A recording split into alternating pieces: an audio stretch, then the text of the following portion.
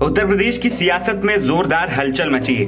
एक तरफ समाजवादी पार्टी और कांग्रेस के बीच उठापटक के संकेत मिल रहे हैं, तो वहीं दूसरी तरफ अखिलेश यादव और लोकसभा चुनाव में जीत का समीकरण तलाशने की कोशिश करते दिख रहे हैं। इस क्रम में एक बड़ा राजनीतिक घटनाक्रम आकार लेता दिख रहा है। समाजवादी पार्टी और रघुराज प्रताप सिंह उर्फ राजा भैया की पार्टी जनसत्ता दल लोकतांत्रिक के बीच गठबंधन की खबरें आ रही हैं। मीडिया रिपोर्ट्स के मुताबिक समाजवादी पार्टी राजा भैया की पार्टी को 5 सीटें ऑफर कर सकती है। यूपी चुनाव 2022 में राजा भैया ने प्रतापगढ़ की 2 सीटों पर जीत दर्ज कर खुद को कांग्रेस के समक्ष ला दिया था। दरअसल यूपी चुनाव 2022 में कांग्रेस को 2 और बहुजन समाज पार्टी को महज 1 सीट पर जीत हासिल हुई थी। हालांकि इस चुनाव में सपा अध्यक्ष अखिलेश यादव और राजा भैया के बीच बयानों के वाड़ खूब चले थे। सपा प्रदेश अध्यक्ष नरेश उत्तम पटेल की राजा भैया से मुलाकात की तस्वीरें सामने आई हैं।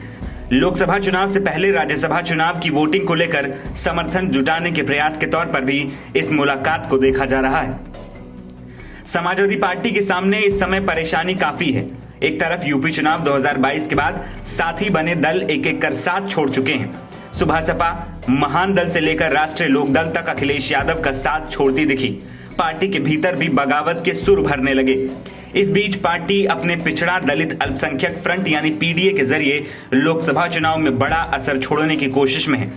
इसके लिए अखिलेश यादव लगातार प्रयास कर रहे हैं। हालांकि कांग्रेस पार्टी के रुख के बाद यूपी में विपक्षी गठबंधन के आकार लेने की संभावना काफी कम दिख रही है। समाजवादी पार्टी ने पहले ही 27 उम्मीदवारों की घोषणा कर दी है। सूत्रों के हवाले से दावा किया जा रहा है कि लोकसभा चुनाव में सपा की ओर से राजा भैया को 5 सीटें दी जा सकती हैं। कांग्रेस की ओर से समाजवादी पार्टी की विनिंग सीटों पर दावे की खबरें हैं। इस पर सपा तैयार नहीं है। ऐसे में दोनों दलों की राहें अलग होना तय। राज्यसभा चुनाव से पहले बढ़े राजनीतिक तनाव ने अखिलेश की चिंताएं भी बढ़ाई हैं। जयंत चौधरी पहले ही अखिलेश का साथ छोड़कर एनडीए की तरफ जा चुके हैं।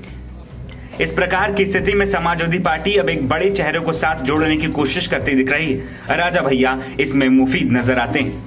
राजा भैया और मुलायम सिंह यादव के संबंध काफी पुराने हैं। दोनों ने लंबे समय तक एक साथ राजनीति की।